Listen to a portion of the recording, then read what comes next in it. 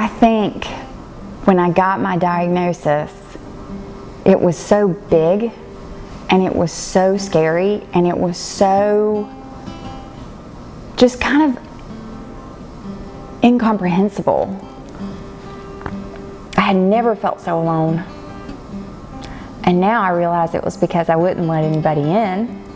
I did it to myself, and I think that's why depression set in and why I was so sad, because I felt alone, and it's because I pushed everybody away. You know, to come to grips with your mortality is a big deal. You know, to have a car accident can put it in perspective, but it's just not the same. I've been in a car accident, and you know, it's just not the same. It's not the same as your body attacking you. And to know that your body can turn against you in a second, you hear words that change your life forever. You hear these words, you have cancer, and you're just never the same. I mean, it seems silly to not be able to quantify that in words, but you're just different. You just are never ever gonna be the same. It made me value every day, and I still have bad days, but no matter what happens, I appreciate it. And I'm not sure that I would have had I not gone through it. Sitting around, wondering what'll happen. The doctor had said, this cancer has nothing to do with any other cancer. You're done, you'll probably never get cancer again. Hopefully that's what we're gonna believe, because this is not something that increases your risk for breast cancer. It's not something that increases your risk for any other cancer. It's a fluke, you have no family history, you'll be fine.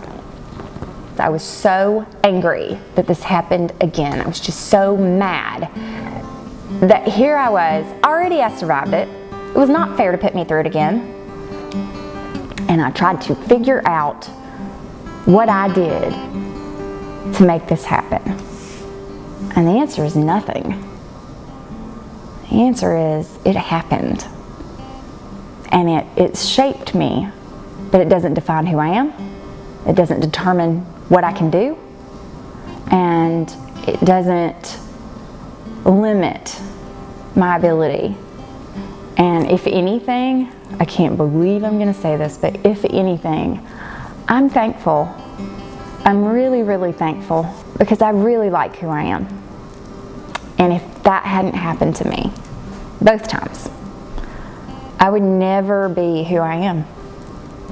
And I'm happy, I'm content with who I am. Making plans for a life I may not see. But I just asked the doctor, okay, what do we need to do, where do we go from here? And it I took command of the situation instead of the fear side of it.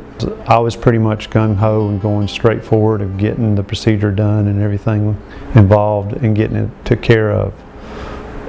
And I was lucky enough that when they went in and took my tumor out, or took my whole kidney out, that they got everything at that given time, where other people had to have chemo and radiation therapy or whatever. I was lucky I didn't have to go through that.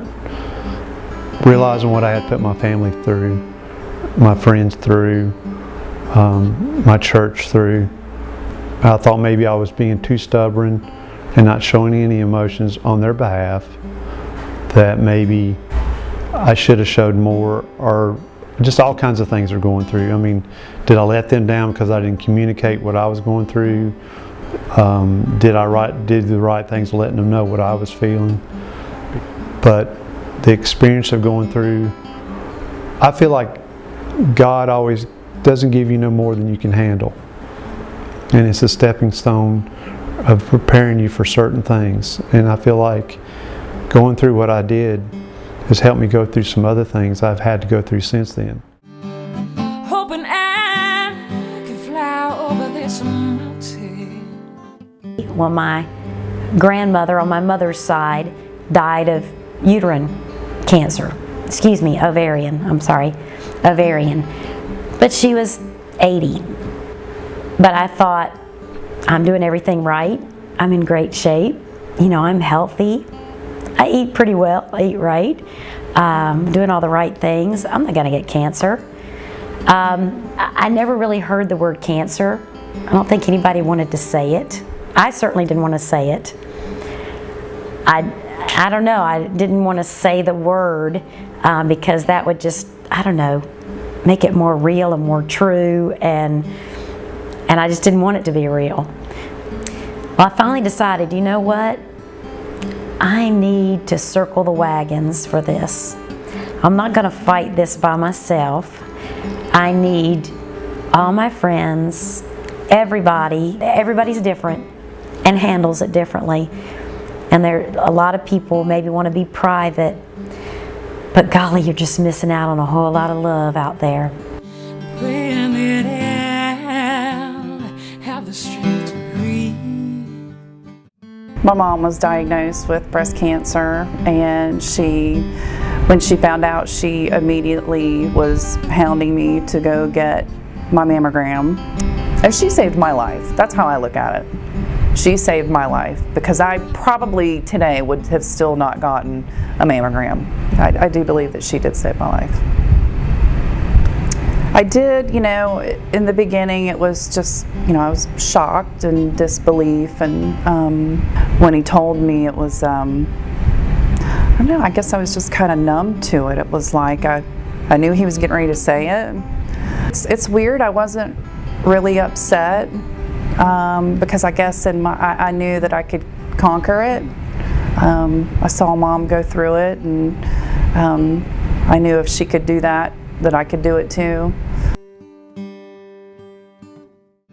Praying it out, get to live out my dreams. Somewhere along the line of when he said, you have a 70% chance of surviving the next 5 years, everything else he said was like, wah, wah, wah. I don't really remember. And while most people go, well, that's good, that's good. Okay, sorry, back up. When I woke up this morning, I had a 100% chance of surviving 5 years. So what the heck is good about 70? That still bothers me when somebody says that. It's like, I'm here, I'm good, but every day, that's in there, and it's not something that everybody has to live with, which is a great thing. In the years I've had on this earth, I've come to realize what the right is worth. If people were more aware of just how deadly melanoma is, and it is one of the kinds of cancer that is so preventable. It's important to be healthy, but I think it's more important to get screened. It's so stupid not to go get that little dumb test. You know, you're a woman, you're gonna go through ridiculous things just because you're a woman. And this is one little tiny something, and you need to be careful, and you need to be screened, and you need to take it serious. And I don't care how young you are, you need to be serious about it. That life ain't always easy, but the joy is in the journey.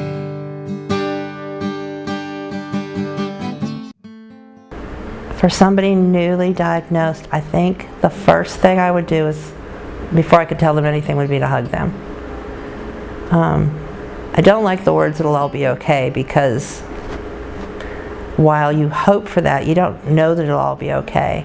I think if I could tell them anything, it would be, you are entitled to feel whatever it is you're feeling. Prayer works. Don't give up hope. And I mean, they're all the time figuring out new things to do medically wise. Just don't give up hope and stay strong. Stay positive. Lean on anybody that you can lean on that's willing to help you. I think the first thing I would tell them is just fight. Just fight. Whatever you have to do to be able to fight, fight. And the second thing I would say is don't do it alone. They say it takes a village to raise a child, and I think it takes a village to fight cancer. And you have to understand that the fight is not just physical. The fight is very much mental and emotional. There's lots of people here for you.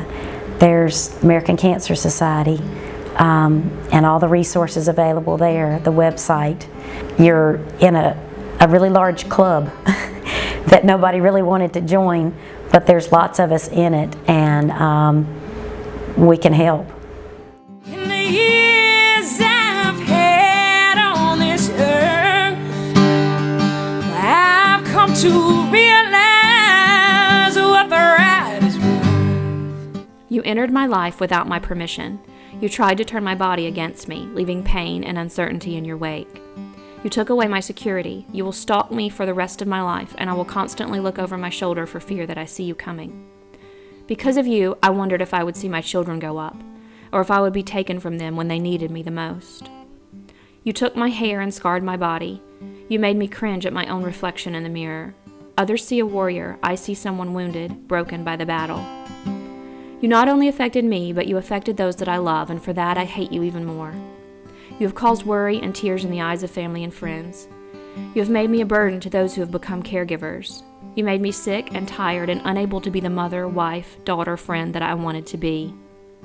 You touched my children, and I was helpless to protect them from you.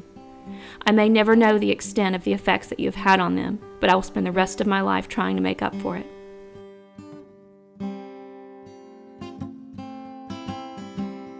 Cancer, know this. You may have given me your worst, but you have not gotten the best of me. I promise you that I am taking more from you than you have taken from me. I'm taking a second chance at life, knowing that each day is a gift, and I will use my life to make a difference in the world. I take from you the strength in knowing that I have overcome your trials, and therefore I can overcome anything in my path. I take from you the friendships that have sprouted from the soil of your torment, and those that have grown stronger because of it too. I take the closeness of family and knowing that life's challenges only make us stronger.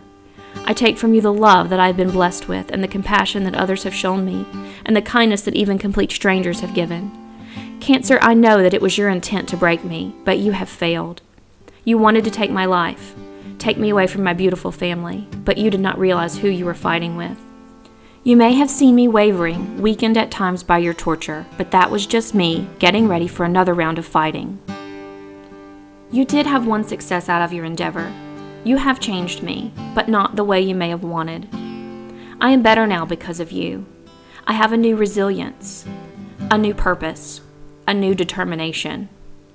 I will survive, and I will thrive, in spite of you. Well, life ain't always easy, but the joy is in the journey.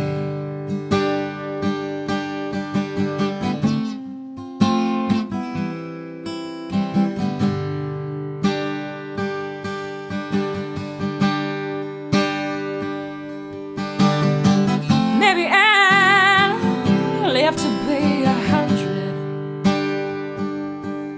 or perhaps, God forbid, only 33.